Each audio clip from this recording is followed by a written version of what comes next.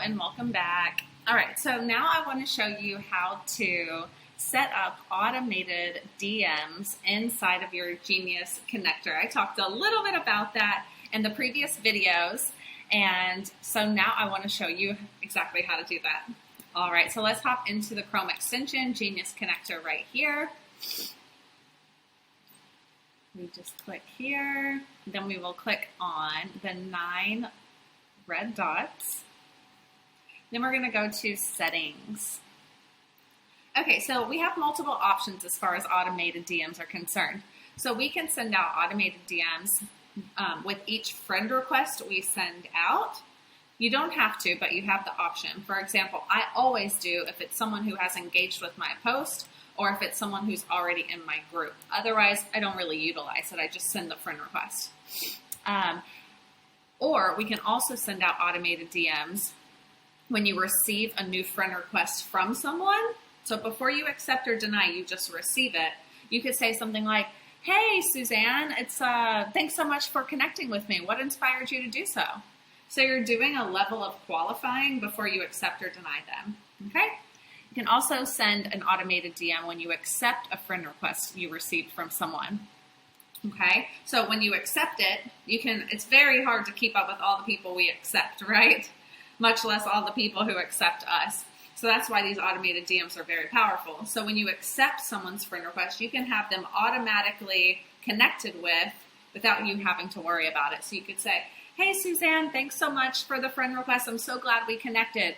May I ask what inspired you to reach out to me in the first place? Or is there something I can help you with?" Anything. And then finally, you can send a message when you decline a friend request you receive someone. Well, why would I want to do that? Well, we don't want to accept everyone because we do have a limit and we do only want people on our friends list who are engaging with our content and who are possible clients, and of course, friends and family. But maybe you want to decline someone but send them somewhere else, like to a landing page or to an email list or something like that. So you could easily set up a message that says, "Hey, Derek, I'm so sorry that I had to decline your friend request. I'm almost to my friend's limit, but I do want to tell you if you want to learn more about me, here's the link." You can set up something like that, and that way you can keep growing your email list, or you can send people somewhere. That way, if they are interested, they'll continue to reach out to you and they know what your information is. So you can just turn these on by clicking here and choosing your message group, which I'll show you in a moment. And you can turn them off just by clicking away. So, as I stated before, how we set up our message groups is through various segments.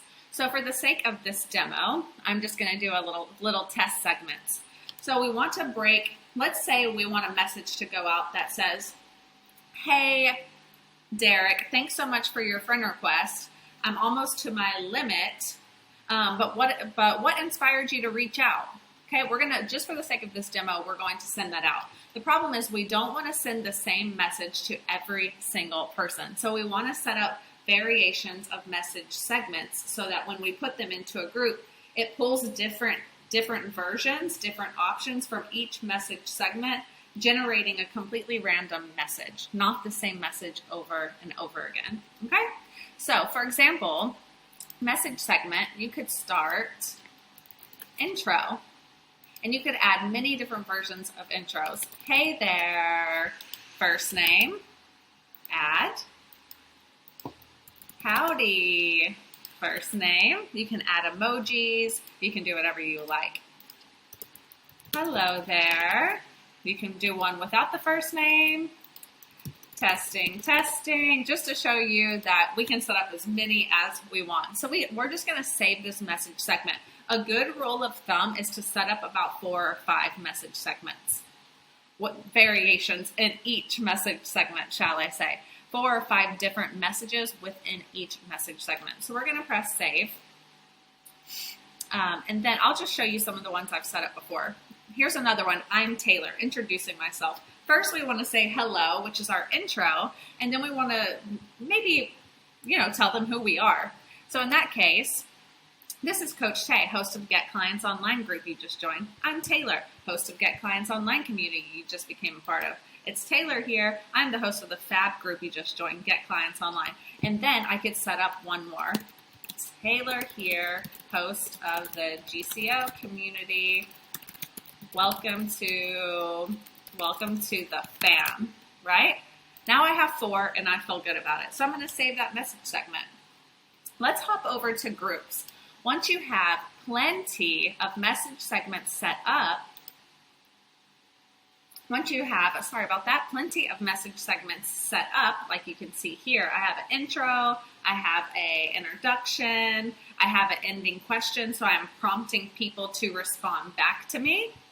Then you can set up your message groups. Remember, with each message segment, you're basically breaking up a whole message into parts.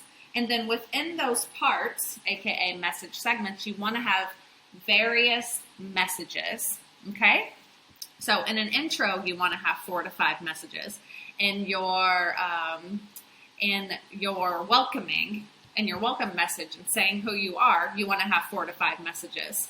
And your ending question, or maybe your CTA at the end of the question, 4 to 5 is also really, really good. That means you're flying under the Facebook radar and you're not being flagged for sending the same message over and over again. This is very important if you're sending a lot of messages. If you're not sending too many messages, having 3 variations in each message segment is probably okay, but a really safe rule of thumb is 4 to 5 different messages in each message segment. So once you have all of your segments set up, we hop over to groups, and then we take the segments and group them together. So we're going to click add. You're going to give it a title. We're just going to put test. And then you're going to include the message segments that you have built. Maybe we want to include one of our intros. We want to include I'm Taylor, telling your name and where you come from. And then maybe we want to include the ending with that question. So we're just going to click add. And you can set up as many message groups as you want. We're just going to do the one, but it will take different pieces of different messages from each of those message segments, creating a different message each time so you're not getting in trouble with Facebook. All right, so we're just going to save that, and then you're good to go.